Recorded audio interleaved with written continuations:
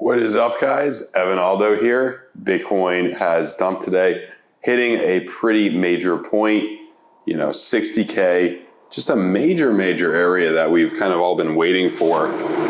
Is this the time where we finally kind of, end it, where we finally bounce up? All coins questionable, have bled a lot against Bitcoin.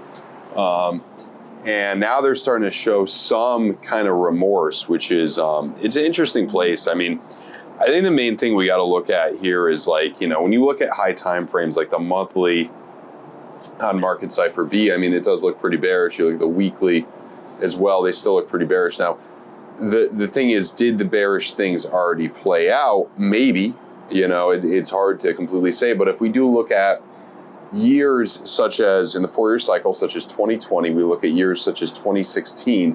2016 is interesting because we came down in June, July, or August or whatever, somewhere around there. It escapes me completely. But then after that point, we kind of recovered into the end of the year. And if you follow the 4-year cycle, I believe you would continue bullish into the end of the year, into sometime.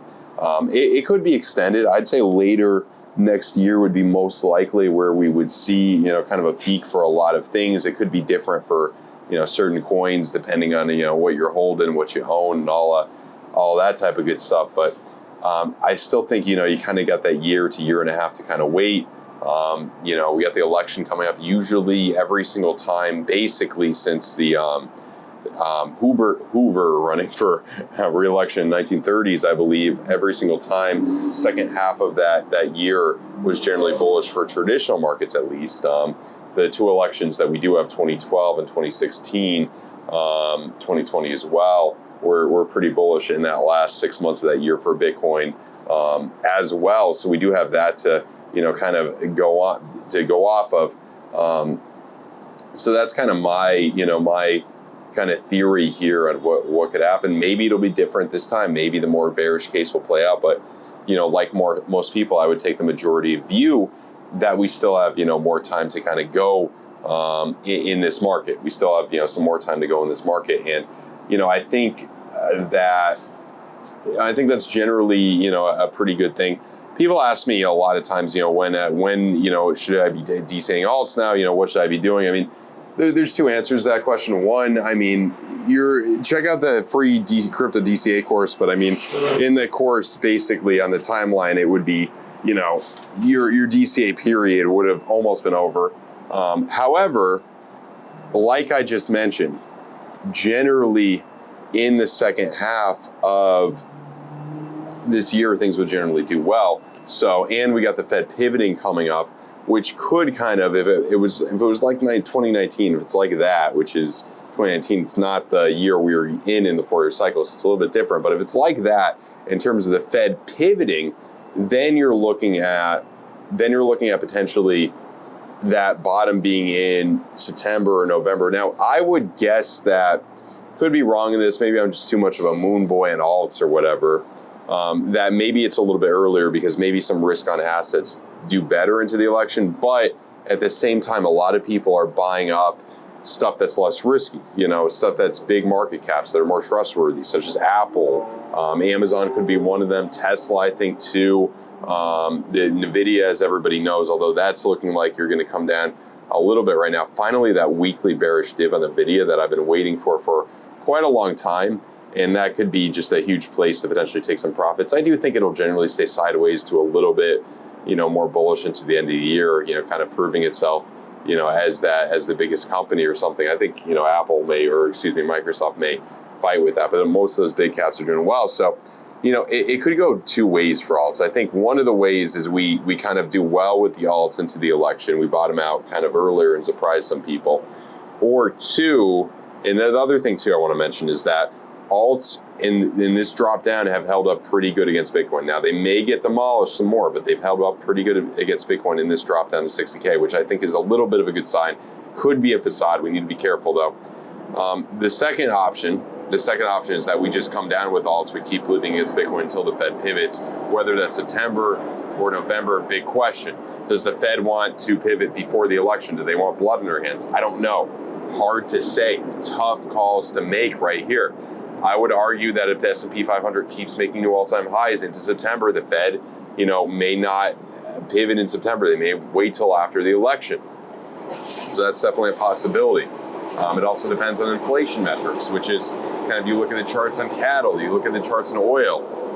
They're tough to read at the moment, I would say, but they're creeping back up a little bit of cause for concern with inflation. So it may be a little bit longer than, kind of September. But I do think in all likelihood, you would see at least one pivot into the end of the year. 2 max, I would say. 2 is probably the max, unless things really, crash down and really have the more doomsday, type situations there. But in terms of that, I do think that's most likely what you will see.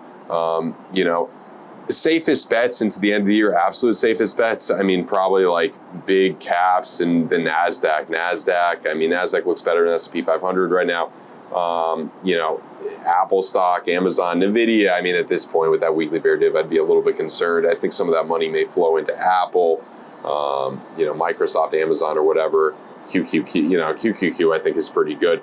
If you want to take a little bit more risk, obviously, even depending on who you talk to, matter of opinion, sometimes less risk. Bitcoin, I think, is the blue chip into the end of the year that will probably recover in.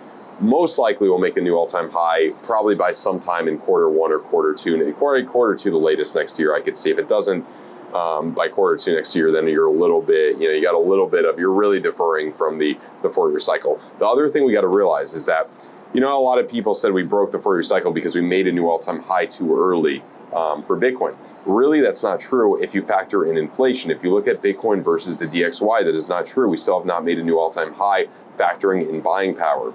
If it does play out like that, we'd come down a bit more over the next month and then recover slowly into the election, into the end of the year, early next year, and then potentially make the new all-time high. Then finally get up to that 80K then, that 90K then, and then hopefully jump up to above, 100K sometime in mid to late next year. I know some people are saying, April or spring of next year could be the top. I think that's a little bit early, and I think that you may see a good first year of kind of 2025. You may continue with that momentum of in 2025, and then your bear market year would be that 2026 in the 4-year cycle. It would be great. It would be interesting if it does kind of hold that, because could be mistaken, but typically stock market years are pretty bearish. I believe 2018 obviously was a bearish stock market year for traditional markets, 2022 as well. So it's weird how things kind of follow this very interesting 4-year cycle here. I mean, the bear market year was 2014. Yeah, 2014. Before that, I don't remember exactly what the stock market did in that year, but it's been 10 years ago now.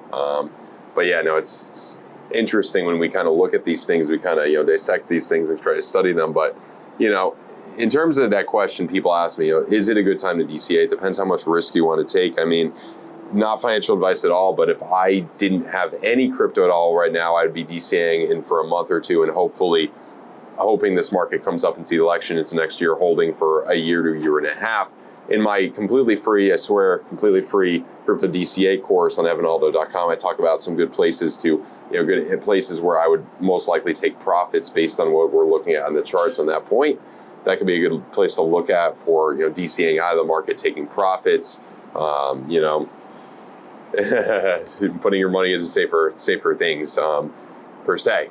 And, that's what I look at there. So that's what I'm thinking, socially not too many people are talking about crypto at the moment. I mean, we know that this in terms of USD, new all-time high for Bitcoin was generally a lot of institutional driven rally. We look at Ethereum, and I think your best bang for your buck right now is probably just riding Ethereum up, and that does look very good on the charts against Bitcoin. So that's what I'm looking at right there. I'd say the latest, would be for the really risky stuff, the NFTs, all of that stuff, for bottoming out. Some of it could go to zero, obviously, but for the ones that survive bottoming out against Bitcoin, probably could be November or whenever the Fed pivots, maybe even early next year, who knows. But that's the big thing I wanted to give you guys an update on right now in terms of the markets. Just wanted to give you this quick little update. I think in the very short term, to kind of, should have probably mentioned this earlier, but I think in the short term that right now could be a good kind of scalp long. We are hitting some huge areas on Bitcoin, on Ethereum as well. Would make sense to try to take the scalp long though. could be a little bit risky just because everything's been plummeting. But I do think that you will come up a little bit. If we do lose these areas, decisively right now, that would be a very, kind of bearish indication, major sell-off. So that's what you have right there. That's all I got right now, guys. Really appreciate you guys. Smash the like button, subscribe to the channel. Always appreciate you guys. Leave a comment down below. All right, guys. Have a good one. Goodbye.